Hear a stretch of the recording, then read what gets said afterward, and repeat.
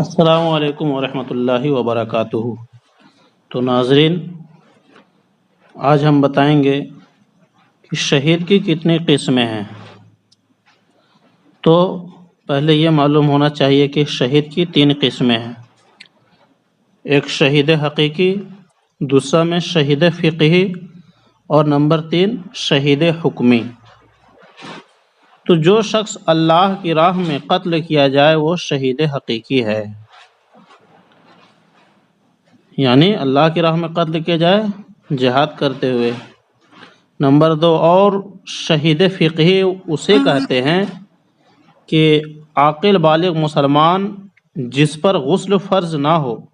وہ تلوار اور بندوق وغیرہ آلۂ جارحہ یعنی ایسا ہتھیار جس سے زخمی کیا جائے،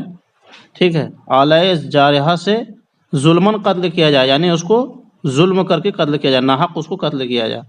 اور قتل کے سبب مال نہ واجب ہوا ہو اور نہ زخمی ہونے کے بعد کوئی فائدہ دنیا سے اس نے حاصل کیا ہو، اور نہ زندوں کے احکام میں سے کوئی حکم اس پر ثابت ہوا ہو۔ یعنی اگر پاگل، نابالغ یا حیض و نفاس والی عورتیں اور جنبی شخص جس پر غسل فرض ہو اگر شہید کیے جائیں تو وہ شہید فقہی نہیں، اور اگر قتل سے مال واجب ہوا ہو، جیسے کہ لاٹھی سے مارا گیا، یا قتل خطا کہ مار رہا تھا وہ شکار کو اور لگ گیا کسی مسلمان کو، یا زخمی ہونے کے بعد اس نے کیا کھایا پیا، علاج کیا، یا نماز کا پورا وقت ہوش میں گزرا اور وہ نماز پڑھنے پر قادر تھا، یا کسی بات کی وصیت کی، تو وہ شخص شہید فقہی نہیں۔ مگر یہاں خیال رہے کہ شہید فقہی نہ ہونے کا یہ معنی نہیں کہ وہ شہید ہونے کا ثواب بھی نہیں پائے گا، بلکہ اس کا مطلب صرف اتنا ہے کہ اسے غسل دیا جائے گا۔ اور جو شہید فقہی ہوتی ہے نا، تو ان کی نماز جنازہ تو پڑھی جائے گی، مگر جو شہید فقہی ہوتا ہے اسے غسل نہیں دیا جائے گا، ویسے ہی خون کے ساتھ ان کو دفن کر دیا جائے گا۔ اور جو چیزیں کہ از قسم کفن نہیں ہوں گی، یعنی شہید فقہی جو شخص شہید ہوا کہ اس کے بدن پر ایسی چیز ہے جن کو جو کفن میں سے نہیں ہے، جیسے کہ ان سب کو اتار لیا جائے گا، جیسے کہ زرہ، ٹھیک ہے، جو پہنتے ہیں بدن میں، اور ٹوپی اور ہتھیار وغیرہ کی یہ کفن کی قسم میں سے نہیں۔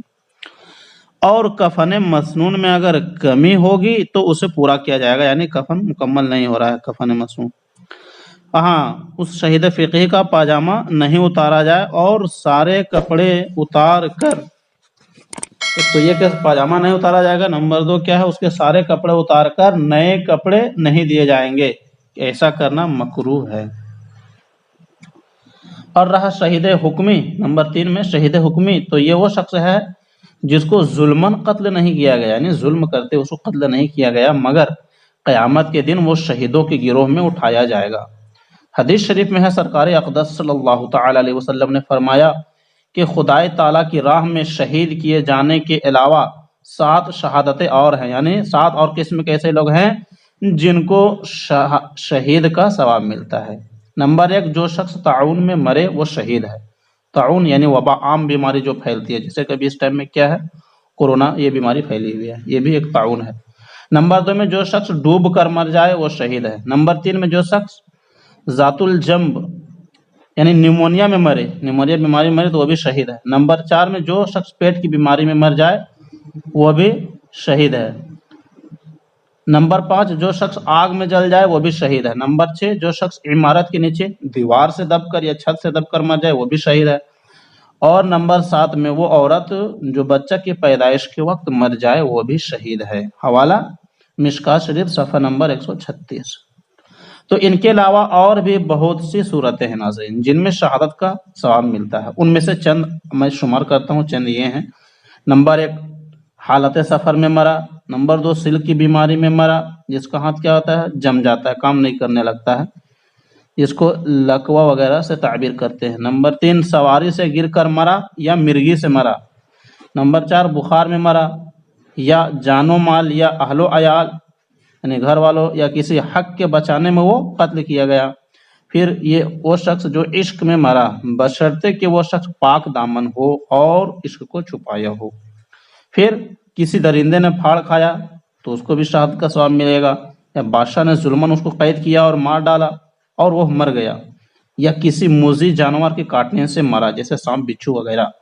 یا علم دین کی طلب میں مرا تو وہ بھی شہید ہے، اس کو بھی شہادت کا ثواب ملتا ہے جیسے کہ مدرسہ کے طلباء۔ پھر مؤذن جو کہ طلب ثواب حاصل کرنے کی نیت سے کیا ہے وہ اذان دے،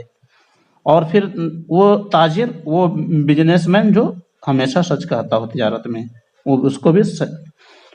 شہادت کا ثواب ملتا ہے۔ اور پھر جسے سمندر کے سفر میں متلی یا قے آئی اور وہ مر گیا، اور پھر جو شخص اپنے بال بچوں کے لیے کوشش کرے، ان میں امر الہی قائم کرے اور انہیں حلال کھلائے تو اس کا بھی انتقال ہو تو وہ بھی اس کو بھی شہادت کا ثواب ملتا ہے۔ اور جو شخص ہر روز یعنی ہر دن 25 بار یہ دعا پڑھے اللہم بارک لی فی الموت و فیما بعد الموت تو اس کے لیے بھی ثواب ہے۔ پھر جو شخص چاش کی نماز پڑھے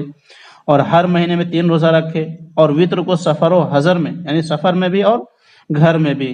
کہیں نہ چھوڑے، اور پھر وہ شخص جو فساد امت کے وقت، امت میں جب فساد ہو اس پر سنت پر عمل کرنے والا، اس کے لیے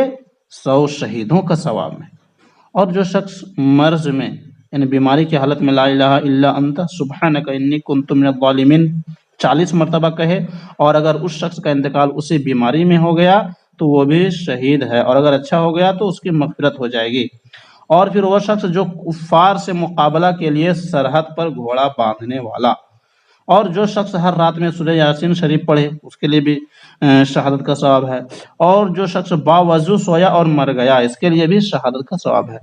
جو نبی اکرم صلی اللہ علیہ وسلم پر 100 مرتبہ روزانہ درود شریف پڑھے، اور جو سچے دل سے یہ دعا کرے کہ اللہ کی راہ میں قتل کیا جاؤں، اور جو شخص جمعہ کے روز انتقال کرے تو یہ تمام کے تمام لوگوں کو کیا ہے شہادت کا ثواب ملتا ہے۔ ان تمام قصوں میں سب سے اعلیٰ شہید وہ ہے جو اللہ کی راہ میں قتل کیا گیا اور شہادت حقیقیہ سے سرفراز ہوا، یعنی اس کو پا لیا۔